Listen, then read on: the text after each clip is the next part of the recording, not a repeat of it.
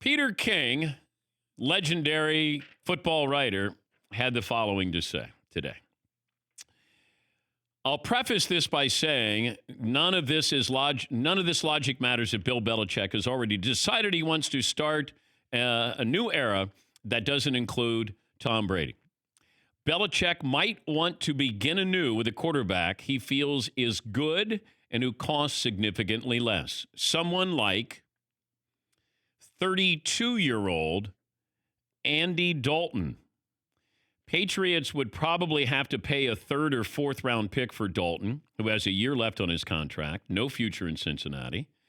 The Patriots have 2/3 and 2/4, likely a third round compensatory pick. If Belichick makes up his mind and he moves on from Brady, then my argument is moot. Dalton, by the way, would be my pick to start in New England next year if Brady goes. Belichick would love Dalton, quiet, intense, lunch pail Texan who makes no excuses. And Dalton would embrace the Patriots ethos. How about that? I floated this last week or the week before that Andy Dalton would be somebody who would be on the short list. His age, that style, you don't have to change your style with Andy Dalton. I would bring in A.J. Green if I could. I would try to sign a tight end, and then maybe you take your shot there. This to me, it feels like it's egos. You know, the ego of Bill Belichick, the ego of Tom Brady. Hey, I can do this without you if I have to. Hey, I can do this without you if I have to. This is where Robert Kraft, I think, has to say to Belichick and Brady, at some point, let's just sit here and decide if we can make this work. Because that's what it comes down to. Does Belichick want him back? Does he want him back at a certain price? Or is it just either yes or no, do you want him back? Because the price is kind of moot. Unless Brady's asking for $40 million, you know, which he's not, it'll be $3 million or $30 million. Okay. So you do 1 + 1 if you want to. You do 2 years. So what if you let him ride off in the sunset with that kind of money? All right. I don't know what your cap hit's going to be, but I would, if you want to bring him back, let him retire as a Patriot. Great.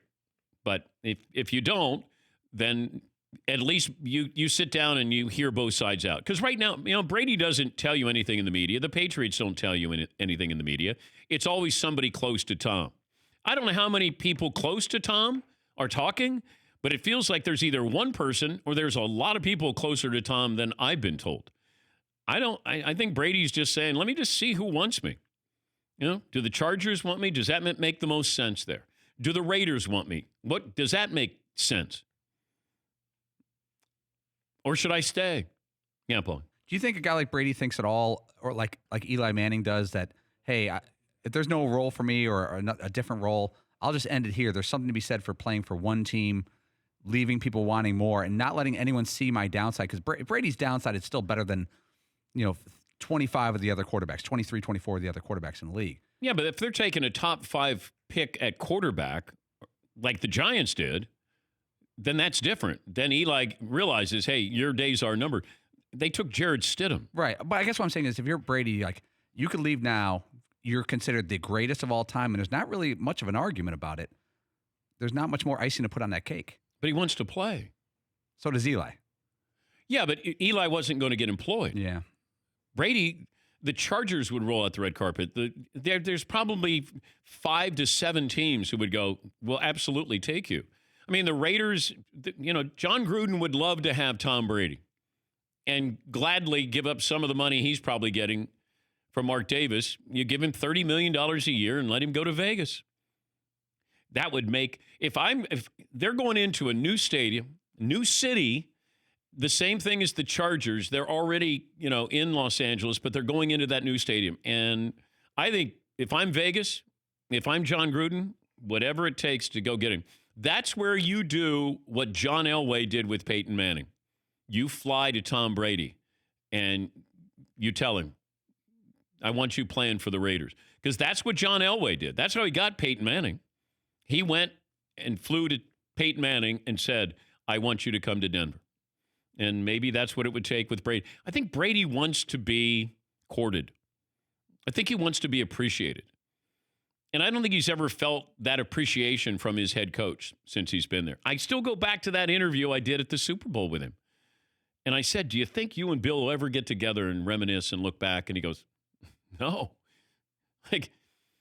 But imagine another relationship. Now, you can say Chuck Noll with Terry Bradshaw. Chuck Noll was really tough on Terry Bradshaw. And, was Terry too sensitive? Yes. Was Chuck probably too tough? Yes, probably so. But I have to imagine if you have a relationship with your quarterback and you've had success, if you ever got together, you probably have a lot of pleasant things to talk about. But I don't think that's the case with Belichick and Brady. I think it's just a business relationship here. Yeah, McLevin.